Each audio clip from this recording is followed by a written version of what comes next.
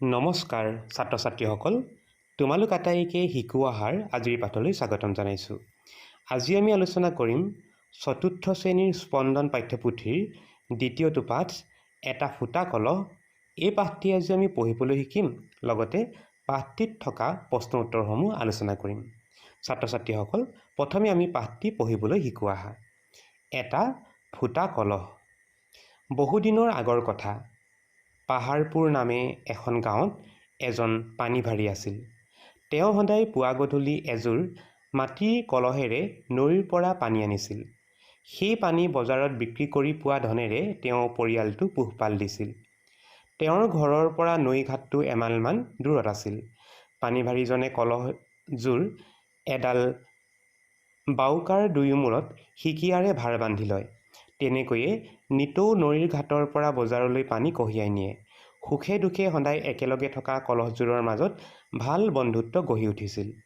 ঘটনাক্ৰমে এদিন তাৰে এটা কলহ বাটৰ কাষতে থকা এজোপা গছৰ ডালত লাগিল। ফলত কলহটোৰ গাত সৰু ফুটা এটা হ'ল। পানী কঢ়িয়াই আনোতে সেই ফুটাটোৰে সদায় পানী নিগৰি নিগৰি পৰি আহিবলৈ ধৰিলে। বজাৰ পাইগৈ মানে ভৰ্তি কলহটো আধা খালী হৈ পৰে। কিন্তু মানুহজনে কথাটোত গুৰুত্ব নিদি সেই কলহটোৰেই সদায় পানী আনি থাকিল। এনেদৰে সদায় ফুটা কলহটোৰ পৰা পানী পৰি অহা দেখি নুফুটা কলহটোৰ বৰ বেজাৰ লাগিল।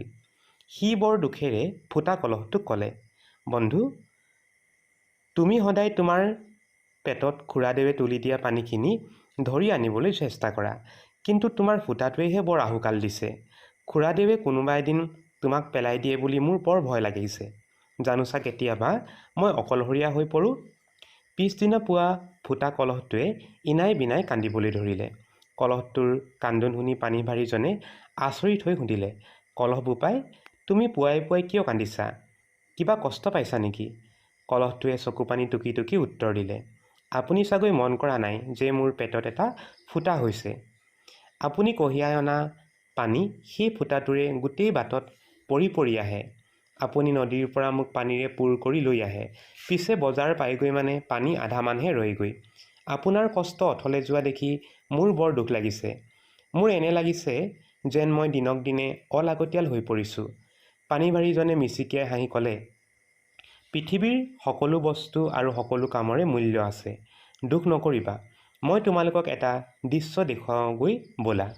এইবুলি মানুহজনে কলহযোৰ বাউকাত সিকিয়াৰে বান্ধি লৈ সদায় অহা যোৱা কৰা বাটটোৰ পিনে আগুৱাই গ'ল। অলপ দূৰৰ পৰা বাটটোলৈ আঙুলিয়াই তেওঁ সুধিলে, বোপাহঁত, বাটটোত তোমালোকে কি দেখিছা বাৰু? নুফুটা কলহটোৱে ক'লে, খুৰাদেউ, বাটটোৰ এটা কাষ ফুলেৰে জাতিষ্কাৰ হৈ থকা দেখিছোঁ আৰু আনটো কাষ শুকাই আছে। তেওঁ তেতিয়া কলহযোৰক বুজাই দিলে, আমি ঘৰৰ পৰা ওলাই আহোঁতে আমাৰ লগত পানী নাথাকে, কিন্তু নদীত পানী ভৰাই আমি বাটটোৰ যিটো কাষেৰে বজাৰলৈ যাওঁ সেই কাষটোত ফুটাটোৰ পৰা পানী নিগৰি নিগৰি পৰি থাকে।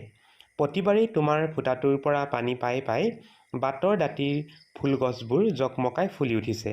বোপাই, ফুটা কলহ, এই ৰমক জমককৈ ফুলি থকা ফুলবোৰ দেখি এতিয়া তোমাৰ কি ভাৱ হৈছে বাৰু? তুমি এতিয়াও নিজকে অলাগতিয়াল বুলি ভাবিবানে? তেতিয়া ফুটা কলহটোৱে আনন্দেৰে ক'লে, খুৰাদেউ, ইমান দিনে নিজে নজনাকৈ যে কাৰোবাক উপকাৰ কৰি আছিলোঁ এই কথাটো মই ভবাই নাছিলোঁ। মই আৰু কেতিয়াও নিজকে অলাগতিয়াল বুলি ভাবি দুখ নকৰোঁ। ফুটা কলহটোৰ আনন্দ দেখি নুফুটা কলহটোৰো বৰ ভাল লাগিল। সি ফুটা কলহটোলৈ চাই হাঁহি মাৰি ক'লে, বন্ধু, এতিয়াহে মনটো ভাল লাগিছে। ছাত্ৰ ছাত্ৰীসকল, এতিয়া আমি পাঠটিত থকা প্ৰশ্ন উত্তৰকেইটা চাওঁ আহা।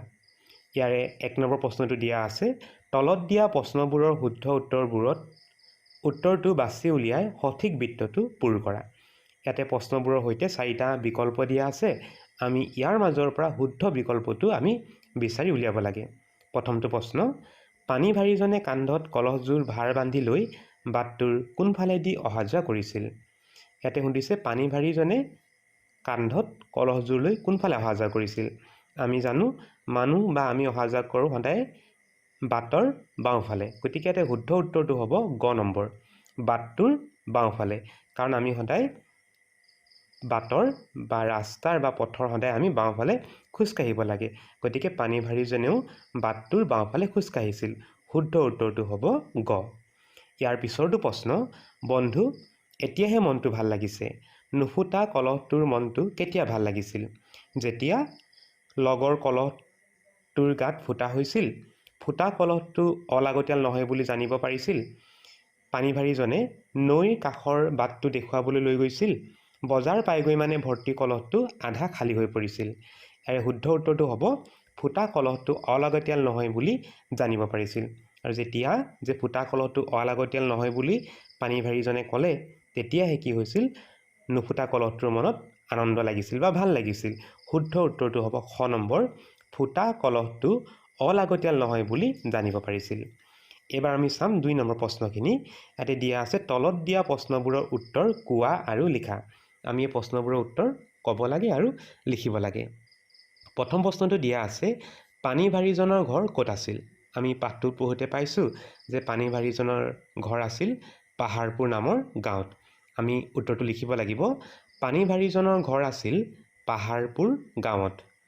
খ নম্বৰ প্ৰশ্ন, পানীভাৰীজনৰ ঘৰৰ পৰা নৈৰ ঘাটৰ দূৰত্ব কিমান আছিল? পানীভাৰীজনৰ ঘৰৰ পৰা নৈৰ ঘাট, মানে যিটো ঘাটৰ পৰা পানী আনিব গৈছিল, সেই ঘাটৰ দূৰত্ব কিমান আছিল বা কিমান দূৰ আছিল?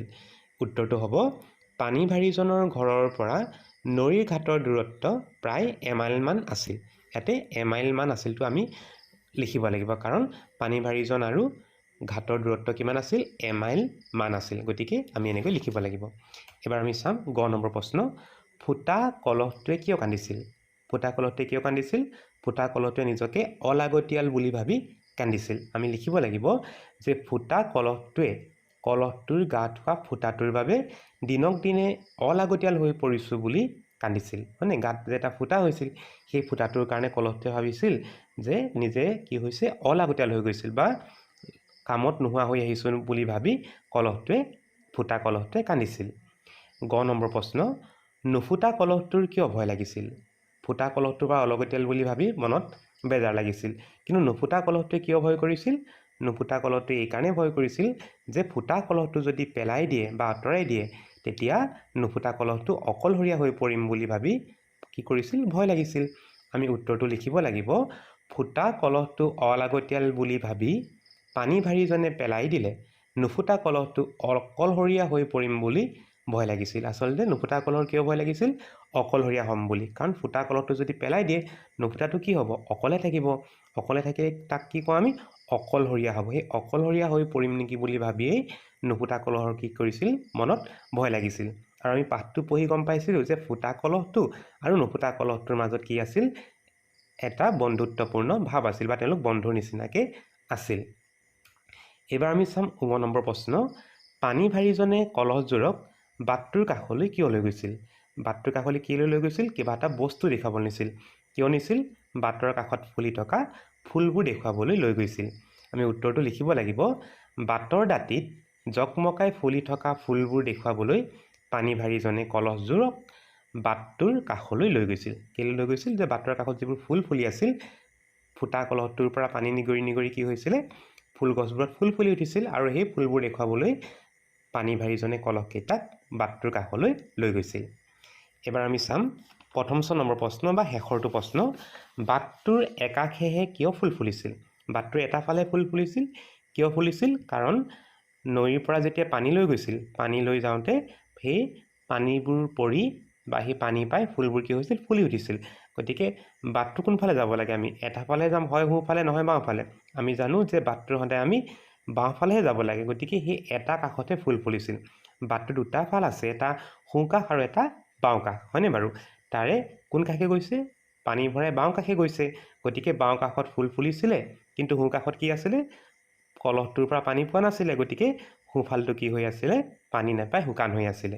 গতিকে আমি লিখিব লাগিব যে পানীভাৰীজন নদীৰ পৰা বজাৰলৈ যোৱা কাষেহে ফুটা কলহটোৰ পৰা পানী নিগৰি নিগৰি পৰিছিল।